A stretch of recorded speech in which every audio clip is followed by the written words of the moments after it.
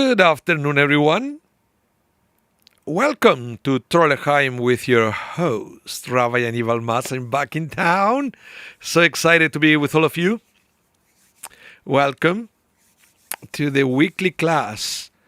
And so, let me check again. Hi, Brenda, Lori, David, Shelley.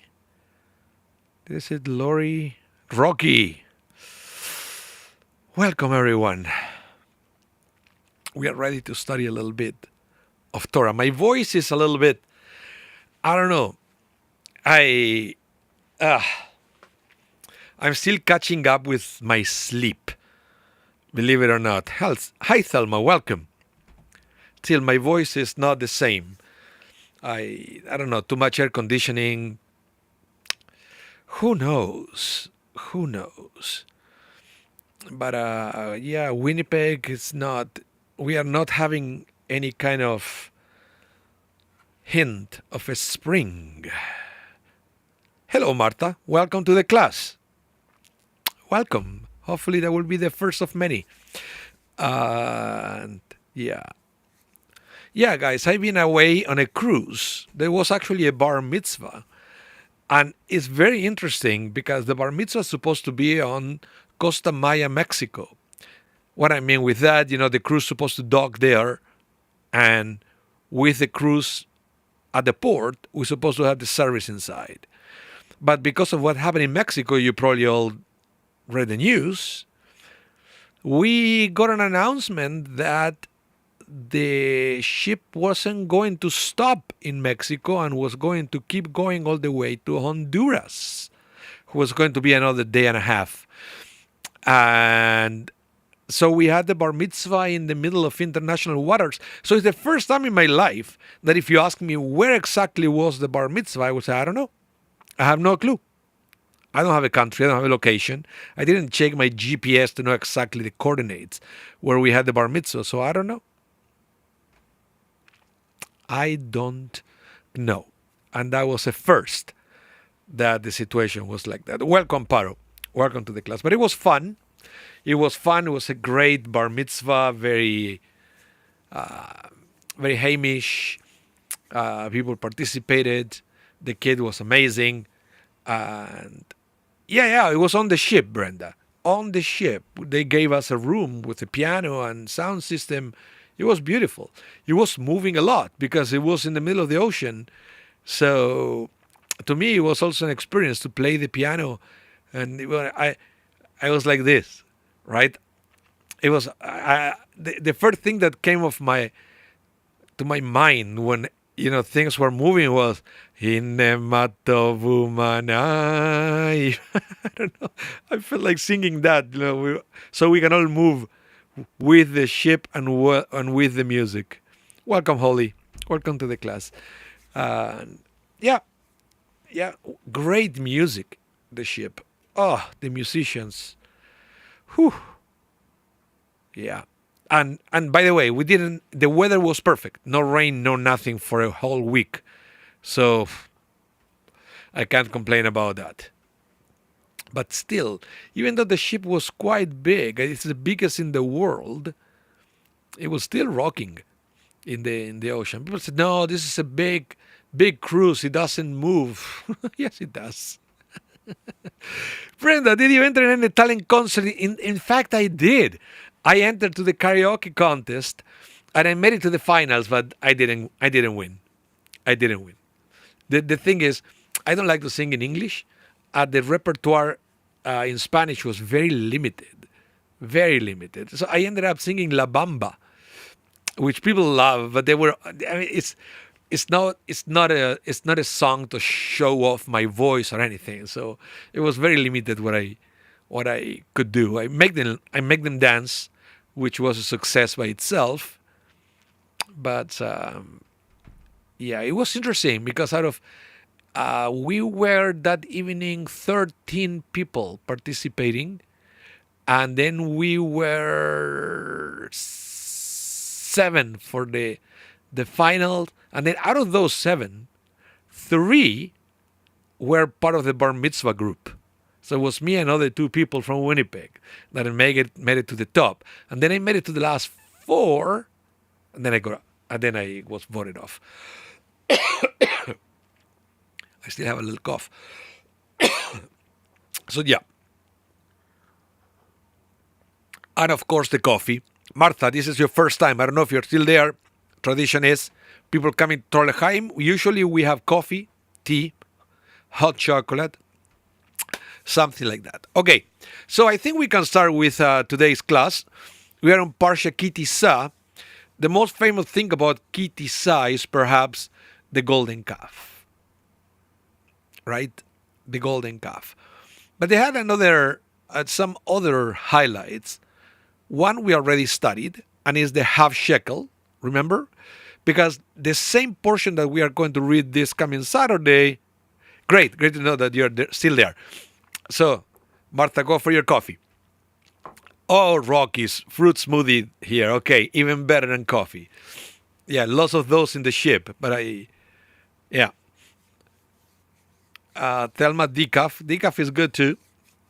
Actually, I should be drinking decaf right now. This is like the third or fourth. Because I had two at home, one at Minion, after Minion, and now this one. Tea for you. Okay, good. So we, as I mentioned, we have the golden calf. We also have the half shekel that people had to donate. And we studied that before Purim because that section is read as, from a second scroll on Shabbat for Shabbat Shekalim. So it's going to be a reprise this coming Saturday. It's the opening portion of the Parsha. And then, but we also have something really interesting that is the attributes of mercy of God. When Moses finally asked God, teach me about you. Show me your essence. I want to understand you, God. And then we have the Adonai El Rahum Vechanum that we sing it a lot of time during the high holidays. So, yeah. But there is one thing, because this is also special Shabbat that we have a second scroll. And from the second scroll this Shabbat, we are going to read a portion called Parshat Parah, the red heifer, the red cow. And I want to review with you a little bit about this, because there are a few misconceptions and a little bit of how can I say it, aura of mysticism about the red heifer. And is it true, Rabbi, that if we can spot a red heifer, the Messiah is going to come, and stuff like that? I don't know if you ever heard that. So I wanted to make that clear. So when you come this Saturday to synagogue, or you connect online with the synagogue, and you hear this portion about the red heifer, hopefully you're going to be a little bit more prepared, and you're going to understand better the whole concept around this red cow and what it meant back then and what it means right now. Okay? So let's do. Brenda said, I wish I could be by it. I didn't know that it was not going to be streamed. I have no idea. I'm not involved in the spiel this year. I'm usually singing for those, but I'm so busy, and I was going to go away for 2 weeks that I couldn't do it. So I can ask. So let's study about the red heifer. Okay, it's coming. Remember, from this week's Torah portion, but not from the main parsha. Not for the cyclical parsha. It's coming from a second scroll that we are going to read from the book of Numbers. Okay, this portion, it goes like this. Listen to this. The Lord spoke to Moses and Aaron saying, this is the supra-rational command of the Torah. In Hebrew, we're going to talk about this in a minute. Don't worry. Chukat HaTorah. Remember, we talked in the past about the Hukim versus Mishpatim. Mishpatim are all the logical mitzvot, commandments, and Hukim are the not logical. Here, the translation that I use translates as supra-rational. Okay? We are going to see in a minute why this is called this way. Okay? So this is the supra-rational command of the Torah that the Lord has commanded. Instruct the Israelite people to bring you a red cow without blemish, in which there is no defect and on which no yoke has been laid. You shall give it to Eleazar the priest. It shall be taken outside the camp and slaughtered in his presence.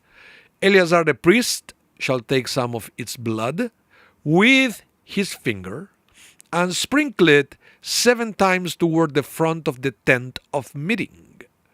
The cow shall be burned in his sight. Its hide, flesh, and blood shall be burned, his dung included.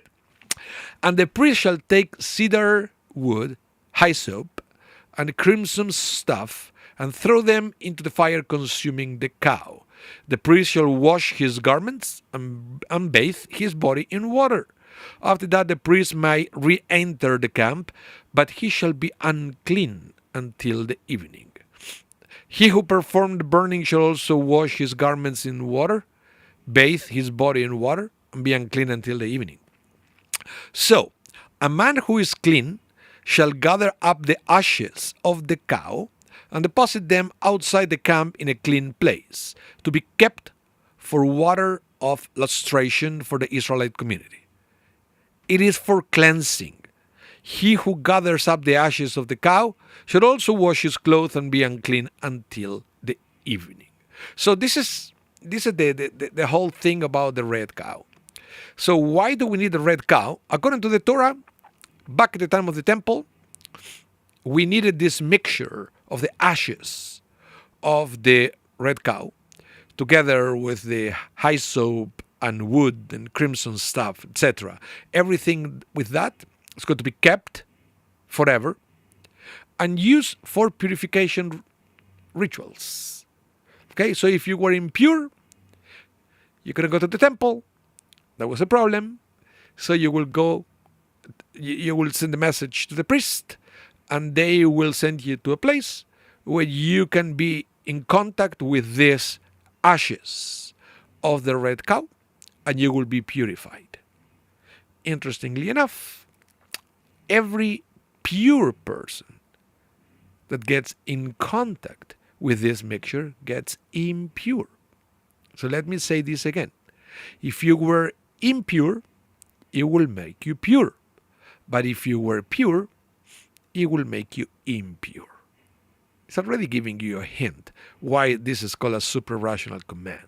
Okay? Shelley, what do you say? It says, it is the first intro precursor to Tuma and Tara. Welcome, Ariel. No, Tuma and Tara is all over the Torah. And it's all over. But this is part of it. This is part of the tools that we used to have at the time of the temple to purify people. Okay? So, that's I gave you there the red cow. And it has to be perfectly red. That was one of the things that it was very interesting. And you'll see, and I wanted to mention a few things. So, let's get this clear so we can move on. In a nutshell, the Torah tells us that one who comes into contact with a corpse, okay, by touching or even being under the same roof as a corpse, becomes impure. So, he cannot enter the holy temple or partake of the sacrificial offerings or other sacred foods until he purifies himself. Okay, welcome, Janet. So, as part of the purification process, the priest will slaughter the red heifer and burn it on a pyre together with a cedar branch, hyssop, spring, and crimson wool. They will then take the ashes, mix it with spring water, and sprinkle the mixture onto the impure person.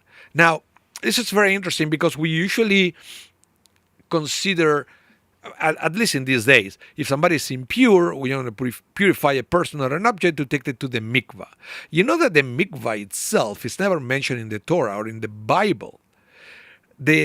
What we do have is the concept of sprinkling. It's closer of you will see, for example, in the Roman Catholic Church, when they use the holy water and they sprinkle. So we are not really sure how the mikvah became the mikvah. I mean, for us, rabbinic Jews, we believe that that's part of oral law, that was explained orally from God to Moses, that the way to purify people was to go to the mikvah, and the sprinkling was a kind of different thing. Okay? But there was, in the old days, a controversy about the mikvah. If the mikvah, it was really commanded, or it was an innovation. Okay? This is something that continues to these days, and I always mention this sect, which is the Karaites, the ones who rejected the oral law, that they don't have mikvaot. They just use any kind of source of water to purify. So it's something that is very interesting. Okay, very interesting. So this is what it is. Now, the red cow doesn't make any sense in this generation because we don't have the temple, and impure. If you are impure, it doesn't really mean anything. It doesn't stop you in any way or form from participating in Jewish life. Right? To come to synagogue, you don't have to be ritually pure. So, for example, back in the old days, if you will go to a funeral and you will be next to a corpse, then you will be impure. You have to go through the process of purification. And I'm not an expert on purity and impurity, but there were some impurities that all it takes is time. You don't need to do anything special. You don't need the water. All you need to do is to wait specific time. For example, you will be impure until the evening, and then the next day you are pure, and so forth. But there were others that they needed the just regular waters, and some others that they needed the ashes of the red cow. And if you didn't have the ashes of the red cow, you will carry over this impurity forever. And that's why you can understand why the red cow was so important in temple times. Okay? Now, there is something that is very interesting, and here you see this photo was sent to me a few years ago, and this is in Canada. So I believe this is in Canada. There are red cows everywhere. So I don't know if you ever heard this concept that red cows are very difficult to find. Have you ever heard that? And every time that somebody discovers in a generation a red cow is a big deal. Have you ever heard that? Let me know in the chat, please. If you ever heard any kind of legends or something special about the red cow. Because I remember going to seminary, used to be a big thing, right? Some people say, well, if you find a red cow, it's a big deal, and they because they are so rare, so difficult to find. I ended up learning recently that they are not so difficult to find. Okay, even with all this disqualification that we are going to see in a minute, it's not so difficult to find. Let's read first why, at least in the old days. Yeah, Shelley, Bobby Mises. Yes, there is a little bit of Bobby Mises on all this, but back in the old days, I guess before genetic modification, because right now you could create the perfect red cow because we can create pretty much everyone through genetics. Right? But back in the day, listen to all the disqualifications, okay? Listen. The cow must be at a minimum within its third year of life, okay? Halachic terms, that means 2 years and a bit. And this is from the Mishnah, by the way. Number 2, it needs to be completely red. So, even 2 hairs of a different color next to each other, or 3 that they are far apart, disqualify that cow. So that might be an issue. That if you think that the cow is red, if you get close to the cow and start examining hair by hair, you may find a white hair, or a red hair, or a brown hair. And that might disqualify the entire animal. Next. All physical blemishes that disqualify sacrificial animals disqualify a red heifer as well. That is kind of obvious, right? And it's because an animal has to be examined before it was kosher for sacrifices. Especially there was problem with, could be broken bones or Once you slaughter the animals, you have to examine the lungs for any lesions and stuff like that. So even if you think you got the perfect cow, when you slaughter the cow, it may have an internal issue that may disqualify the cow after the fact. Okay, now every work done with it disqualifies the cow. Work in this case includes even a person leaning on it or placing a garment or cloth upon it. Okay? Unless this was done to only safeguard the animal itself. So, but it's very difficult, very difficult. So what happened is, back in the day, if somebody got a cow that was perfectly red, they will be very careful because, hey, the temple may needed it and it may be worth a lot of money. So there was kind of a business of the red cows if you were back in the day lucky enough to get ones among your animals. Now, other thing that this will disqualify, of course, because we already talked about any work done with the cow, is placing a yoke on the cow. Even if it doesn't actually do any work, also disqualify it. Just by putting it on it, is out.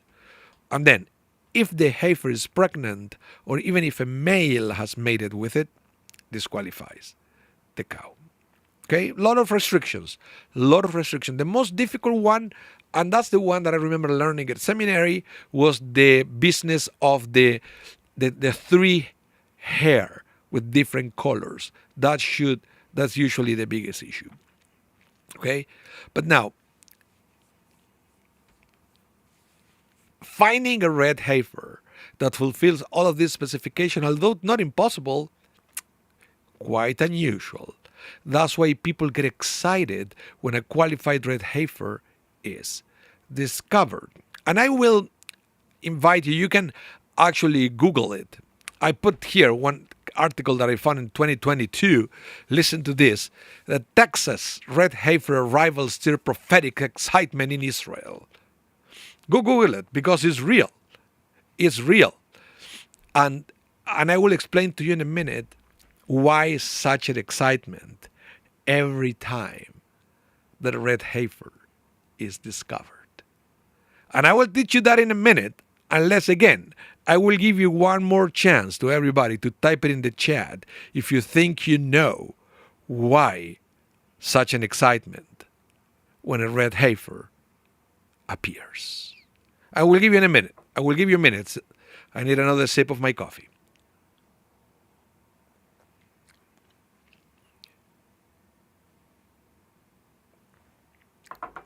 No clue?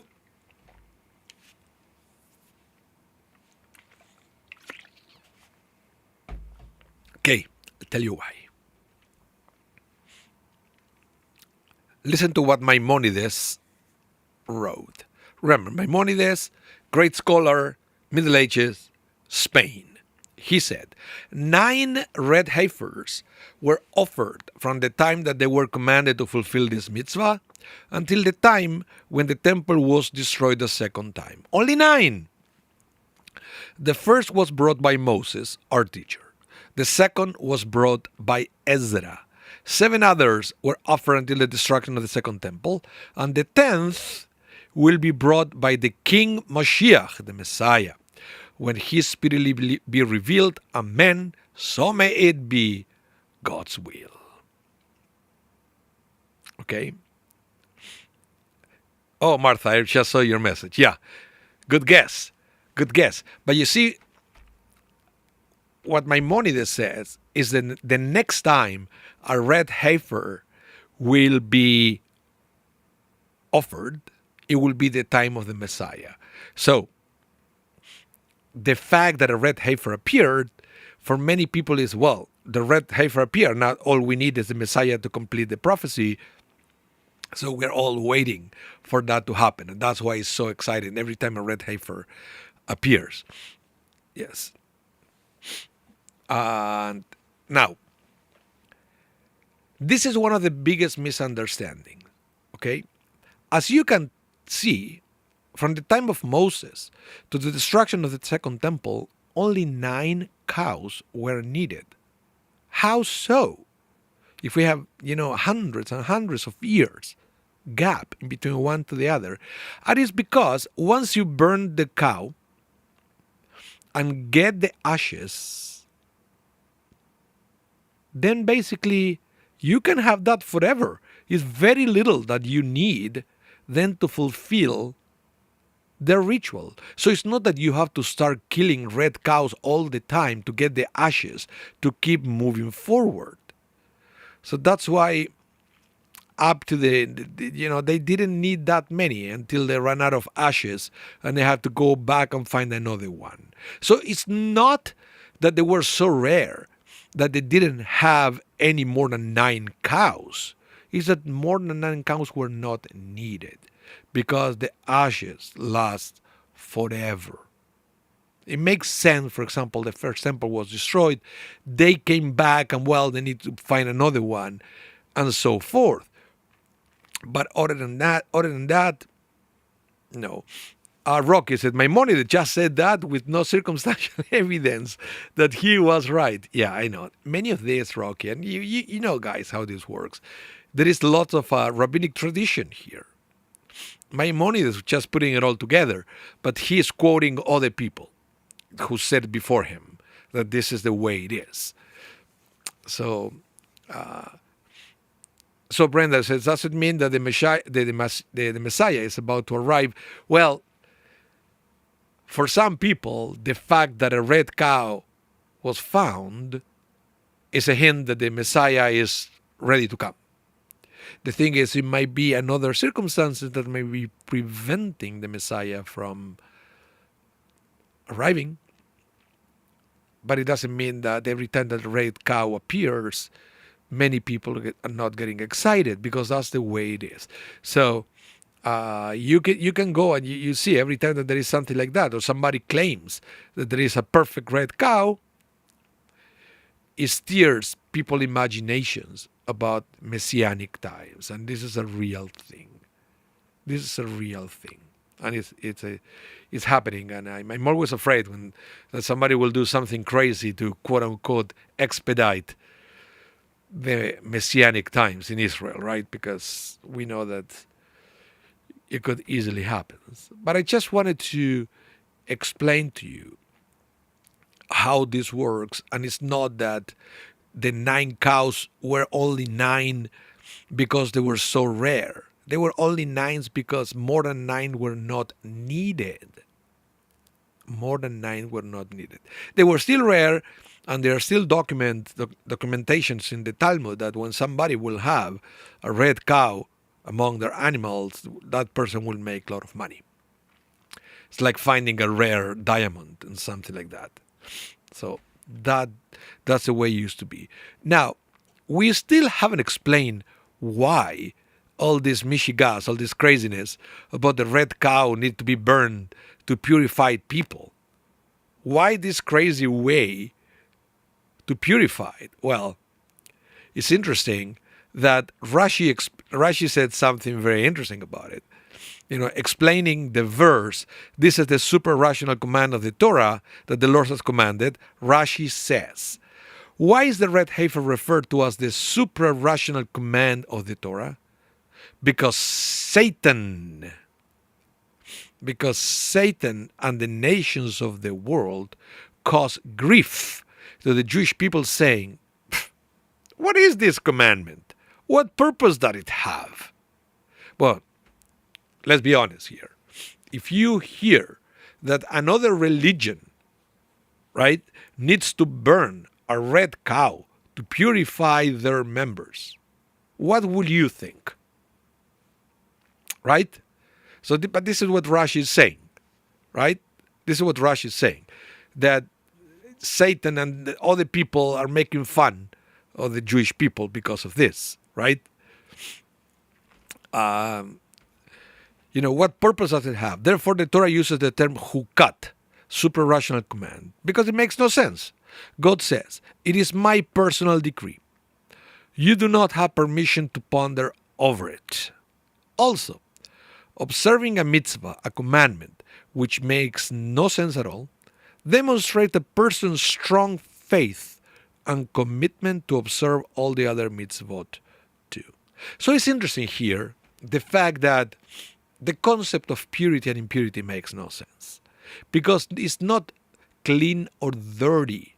It's pure or impure. Sometimes translations get us confused when a translation may use the word clean and unclean. But the way we use the word clean and unclean, it means that, if you are unclean, you are dirty, you need to take a shower, you need to use soap.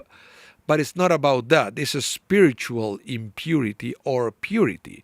So the whole concept from the get-go is difficult to understand.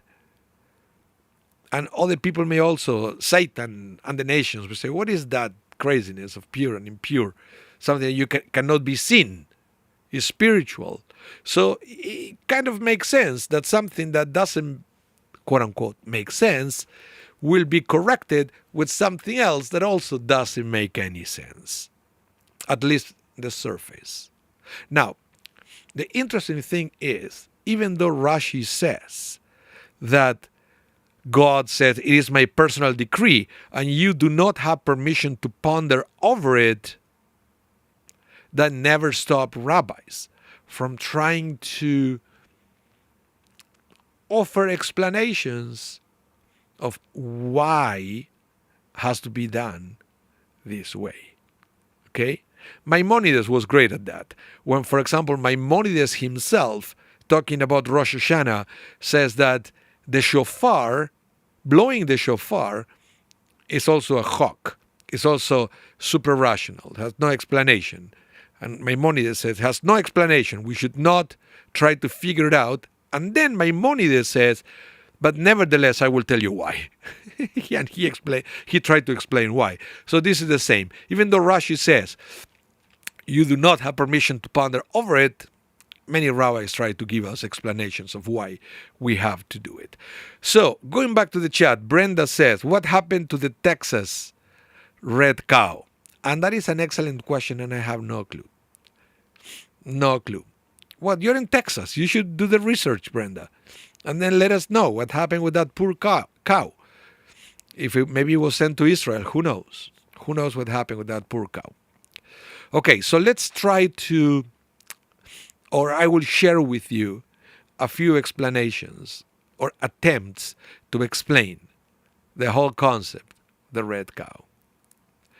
Oh, Martha, you said, does it mean that we should not ask questions? No, I always try to understand, why if Rashi will say something like that we have not permission to ponder over it, why do we still try to ponder over it? I think what Rashi is saying is this should never be an excuse to justify not to fulfill the commandments. Because this is the problem sometimes when we try to explain the commandments, and I've seen this many times, is the way people try to use reason to explain why they won't fulfill the commandment. Do you understand the difference?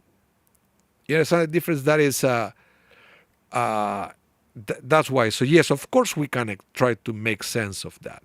Of course we tried, because I believe that if we can try to find some kind of logical explanation, it will be good for us to reinforce our observance, but it should never use in a way that it will stop you from observing the commandment. And that's sometimes what Rashi is saying here, that is the danger of trying to over-rationalize things to stop or to prevent observance. Some people say like that you will use this argument, for example, for kashrut.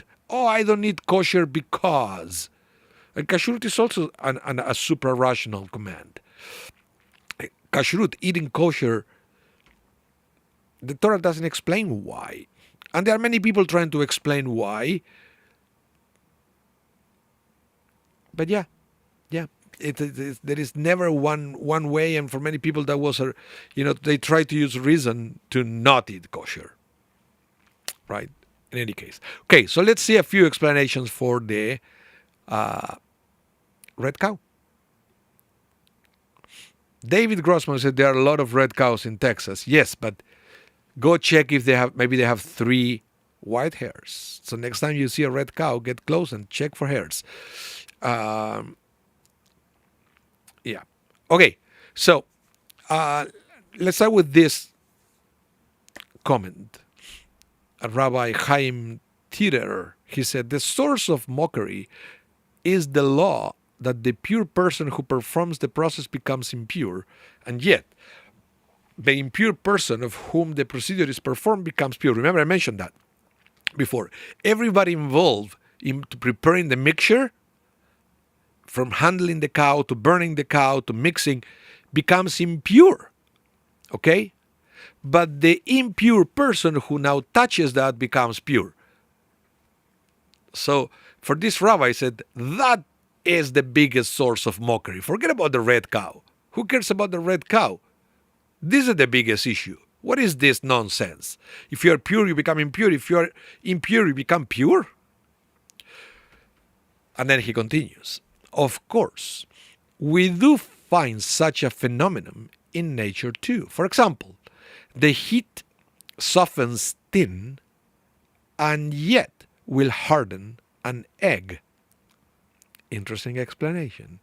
But one cannot bring proofs from nature to explain the mitzvot of God. So he kind of trying to explain, but he doesn't explain. Brenda, you said, when David lets me have red cows graze in the backyard, I'll check for white hairs. But until then, okay. I hear you, Brenda. That is, and I will show it here, just in case somebody's watching from other platforms, they cannot see the chat. That was a funny comment. Okay, so Rabbi Chaim Tirer tried to explain, but it's kind of doesn't explain much. But yet, it highlights something that maybe we're all thinking, what is this nonsense? You're impure, you become pure. You're pure, you become impure. Who knows? Next. Now, Rabbi Chaim Ibn Attar, Moroccan rabbi, says the following. Why does the verse use the expression, this is the supra-rational command of the Torah? As if to say that this mitzvah is representative of the entire Torah. Aha! Now this rabbi is reading every word because we know that in the Torah every word counts. So what it says, this is the supra-rational command of the Torah. And then he answers, because the law of ritual purity and impurity discussed here brings to light the effect of the Torah on the Jewish people. By receiving the Torah, the Jewish people became a holy people, and therefore they became an attraction for spiritual impurity. Thus, ironically, a Jewish body becomes ritually impure right after the departure of the soul due to the body's immense holiness, which attracts impurity, rather like an empty jar of honey that attracts flies and insects. So this is very interesting. But it says that the concept of purity and impurity didn't make any sense before we received the Torah. After we received the Torah is when we reach the status of pure people. Okay? But now once we become pure, we attract impurity. Before we were pure, impurity and impurity make no sense whatsoever. But now that we are pure, we also attract impurity. So we need a way to stay pure and to reject or cleanse all sorts of impurity. Rocky, what do you say here? The mockery when Rabbi Tirer falls into the fallacy of begging the question. Interesting way you have to express that, Rocky. Yes. But it's I always get the impression when these rabbis write the thing that they always know something that they don't write about it. that the juicy part is never on the writing. Don't you have the same feeling that he knows more of what he writes about? For some reason. For some reason. In any case. So, yeah, that's why basically, going back to Chaim Ibn Attar, that the mitzvah to preserve the people of Israel pure is representative of the Torah, because the Torah is what brings purity to the Jewish people. And that's why this is so important. But we still need to understand somehow why this kind of ritual, and then I think there is one single answer of why this ritual. Let's continue. Now the Lubavitcher Rebbe, of course, he said, it's quite understandable that God, who cannot be grasped by the human mind, may issue commands that likewise cannot be grasped. Okay, this is the first time out of all the texts that I presented to you that we read something that makes sense. What the Lubavitcher Rebbe is saying here is, look, we're talking about God giving us a mitzvah about purity and impurity. Okay? And what he's saying is, so it's understandable that we cannot understand God. So if we cannot understand God, how can we understand what God is commanding us? It's something that makes sense to God, but not to us, because it's part of God. And God is impossible to be understood.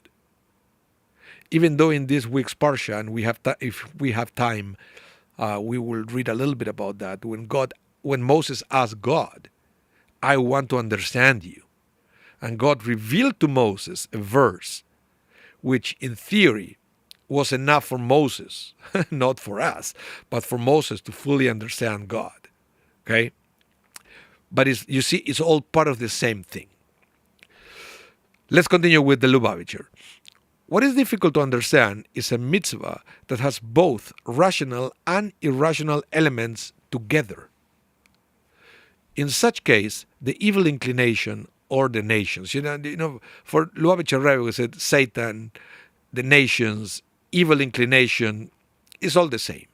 It's all the same. You know, when you go around in life and there is somebody mocking you or poking you or making fun of you and all that, call it Satan, call it the nations, call it the evil inclination, Yetzer Hara, potato. Okay? So in such case, the evil inclination of the nations may argue, why would God give you a command that appears to make sense and yet also does not make sense? Does God want you to relate to this command or not? Why has God made it so confusing? And this argument is so strong that a person may want to reject the mitzvah entirely. So you see, what happened is, this is so representative of Judaism in general, where we have a blend of things that seems to be so logical as things that we cannot understand. And this mitzvah encapsulates both. We understand that if you're impure, you need something to purify yourself. But a red cow and the ashes and all those things, you see, it combines things that are logical and illogical at the same time. But again, it encapsulates Judaism, and on a blend and a combination of things that are logical and things that they are not. And we have to deal with both all the time. And because there are certain things that we understand and certain things that we don't, we have two options, because you have to put it all together at the end of the day. And you say, okay, I believe that everything comes from the same God and I accept everything, right? Or people will say, well, maybe I don't really understand even the thing that I think I understand. And you reject altogether. These are the two possible outcomes. And so let's continue, because that's what the Rebbe is saying here. Rashi writes that to overcome the taunting of others, one merely needs to bear in mind that it is my personal decree, says God, and therefore it is So it's not that it's forbidden. It says it's unnecessary to ponder the meaning of this mitzvah. Right? It's not that you don't have permission to ponder over it. It means it's forbidden. It means you don't have to. You don't need to understand it in order to observe it. You don't need to understand it in order to observe it. And this is fundamental. That's why, when God gave the Torah to the Jewish people said, Na'aseh venishma. We will do and we will hear. And the rabbis ask, why did they say first, Na'aseh? Why did they say first, we will do, and only after they said, we will hear? Because the explanation of that is, we will observe all the mitzvot, and we will hear, we will learn, we will understand as we go. Because maybe we will never fully understand it, but that will never stop us from doing it, from observing the commandments. Okay? So, wrapping up with what the Rebbe said, it should be carried out simply because it is the will of God. Now, time for the chat. Rocky, you said again, it's a circular argument. Hashem said it that way, therefore it is to be followed. It's not so circular. It's straightforward. Because Hashem said it, we do it. Now, if you want to try to understand the why, be my guest. But that should never be a deterrent for fulfilling the commandments. That is very simple and as straightforward as it gets. That the reason we fulfill the commandments is not because we like them. It's not because we like them. At the end of the day, that's why it's called a mitzvah. Mitzvah is a command, it's an order. It's like the law. It's like the law in Canada or in the United States. You don't have to like the law to fulfill it. It's you do it because you have to. You can try to understand why you stop at a red light, right? You can try to understand, and you can analyze stopping at the red light from a rational point of view, that, if you stop at the red light and you let all the cars that they are moving on a green light, is safer for everybody, right? If you want to fully understand why it's done like that, be my guest. But you don't need to understand it to know that you have to stop at a red light, right? There are many laws. Do you think I understand every law that there is out there in Canada? Especially some of the tax laws? I have no clue why they do it that way. I don't think politicians know why. But we do it anyway. And the Torah we have a lot of things like that. We had it this way as well. Okay? So, yeah. And the thing that I wanted to mention before, this is the verse that, Moses was saying this week's Parsha. And I think it's interesting that we read it at the same time of the Parsha of the red cow. When we don't understand why. Why is God asking us to purify ourselves with the red cow has to be burned, and the pure will be impure, and impure will be pure? At the same time, the same week, Moses asked God, please, show me your glory. In the sense, explain me who you are. Explain me how you do things. Explain me how to get you. I wanted to fully understand you. It's not that I need to fully understand you to obey your commandments, but it will be beneficial for me to fully understand God. So all what God has to say to Moses is this, that we are going to read in this week's Parsha. It says, Vayavor Adonai al panav vayikra, Adonai, Adonai, el rachum vechanun, erech apayim v'rav chesed ve'emet. נוצר חסד לאלפים נושא עוון ופשע, וחטאה ונקה לא ינקה. פוקד עוון אבות על בנים, ועל בני בנים, על שילשים ועל ריבעים. Now, let me read it here. We don't have time for much, but I will give you a little explanation that it will be very interesting for your high holidays experience. Wait for this one. It says, the Lord passed before him, before Moses, and proclaimed, Adonai, Adonai, God merciful and gracious, slow to anger, plenteous in mercy and truth, keeping mercy unto thousands, forgiving iniquity and transgression and sin and pardoning. But he won't pardon the guilty, visiting the iniquity of the fathers upon the children and the children's children to the third and the fourth generation. Why do I think this is interesting? Because we sing this during the high holidays.